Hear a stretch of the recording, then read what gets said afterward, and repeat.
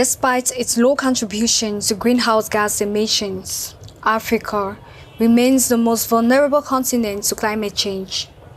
The continent has low adaptive capacity and faced with a number of interlinked challenges, making it exposed to damaging climate risk because of high rates of poverty, financial and technological constraints, as well as a heavy reliance on rain-fed agriculture. Déjà, le changement climatique est l'ensemble des variations de température et des conditions météorologiques en un lieu donné sur le long terme. Maintenant, parlons d'idéologie africaine du changement climatique. Je dirais à ce niveau qu'il n'y a pas d'idéologie standardisée ou institutionnalisée du changement climatique. Mais il y a plutôt des avis personnels et individuels sur la question. D'aucuns diront que le changement climatique est un épiphénomène occidental important en Afrique. Ça, c'est la conception la plus vulgaire et mondaine de la chose. Mais il conviendrait déjà à cet effet que les gens sachent que la question du changement climatique concerne tout le monde. Nous sommes tous des pollueurs nés. À cet effet, il conviendrait que nous menions des actions qui puissent mettre moins de pression sur notre environnement, que nos activités génèrent moins d'impact et moins d'incidence sur l'environnement.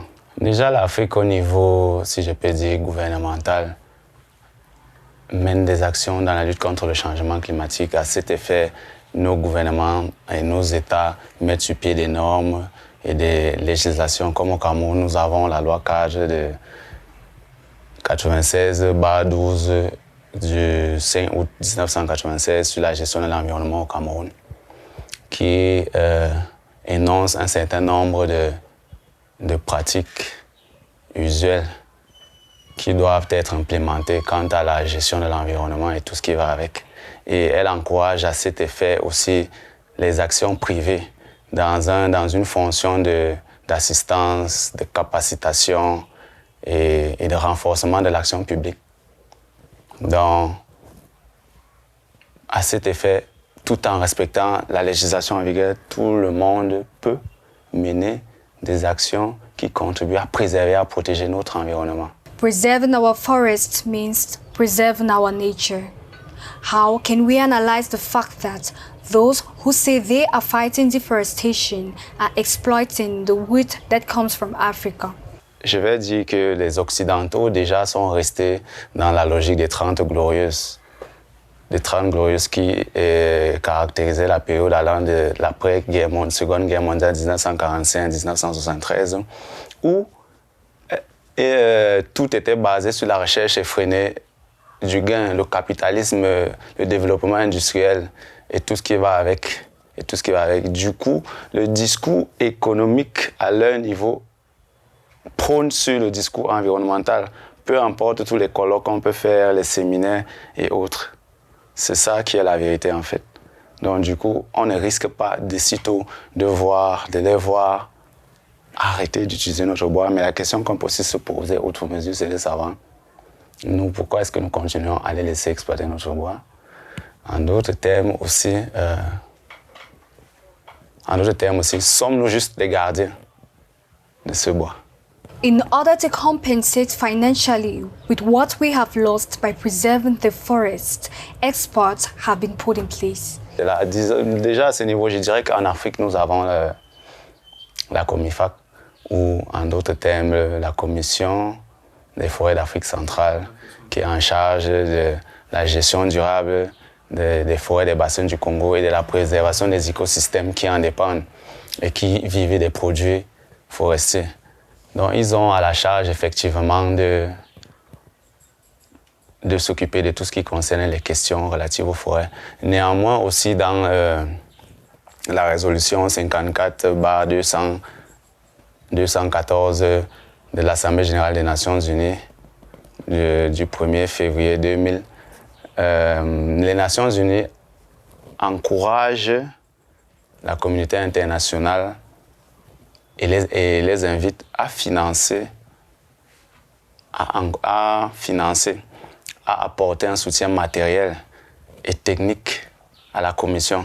Donc, dans cet ordre d'idées, on pourrait déjà dire que la commission, en effet, dispose d'un appareillage technique pour pouvoir mesurer cette compensation s'il fallait en faire, ou faire un audit s'il fallait en faire. Et aussi, pour soutenir son action, en novembre 2010, elle a adopté des lignes directrices quant à la participation des populations autochtones et des ONG dans la gestion durable des forêts. Elle reconnaît le rôle et l'action des ONG sur le terrain comme partie prenante de la gestion durable des forêts. Although seen not to be anthropogenic but part of a natural cycle, climate skeptics contradict the scientific consensus on climate change, including the extent to which it is caused by human actions. But however, climate change seems to have occurred very rapidly in our era compared to earlier periods. Therefore, it cannot be denied that our human activities have greatly contributed to this change, as said by Lyacinthe Talla. Les climato-sceptiques se basent sur un nombre de phénomènes historiques, proto-historiques et préhistoriques pour fonder, sur lesquels ils fondent leur thèse, autant pour moi.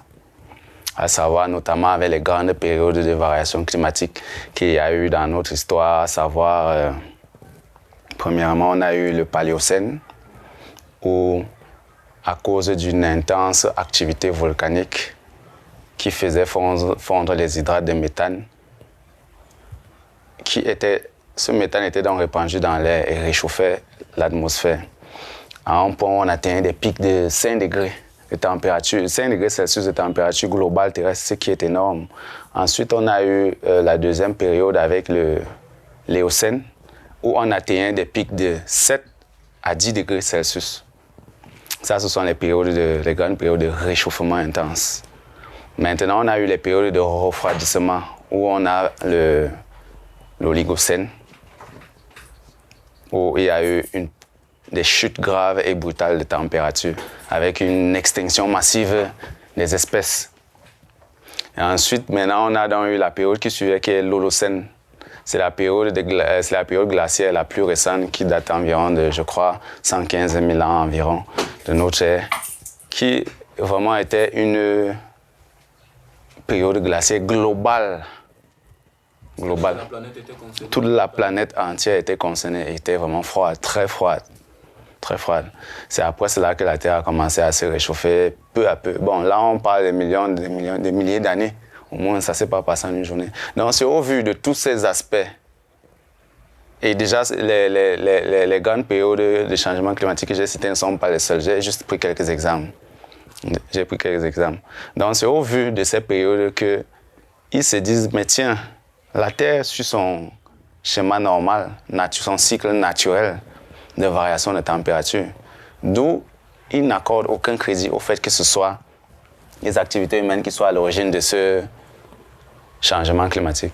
Mais qu'à cela ne tienne, que leur théorie soit fondée ou pas, du fait que nous sommes des humains et que cela se passe à notre ère, si l'on peut un temps soit peu influencer la hausse des températures en la ramenant plus bas ou en la maintenant à un niveau stable et vivable, il incombe de notre devoir de le faire. Educating our children on eco-gestures is one of the measures ought to be adopted as an eco-citizen by applying environmental protection principles. Nous avons mis sur pied un groupe de jeunes professionnels de l'environnement et moi, nous avons mis sur pied une initiative qu'on a baptisée Global Insight, qui fait à vocation environnementale, qui fait dans l'éducation environnementale. Parce que la base, comme nous l'avons constaté au Cameroun et dans nos sociétés, c'est l'éducation. Les populations manquent d'éducation environnementale, d'une éducation éco-citoyenne. Cette éducation vise à leur inculquer des rudiments sur les éco-gestes à adopter au quotidien.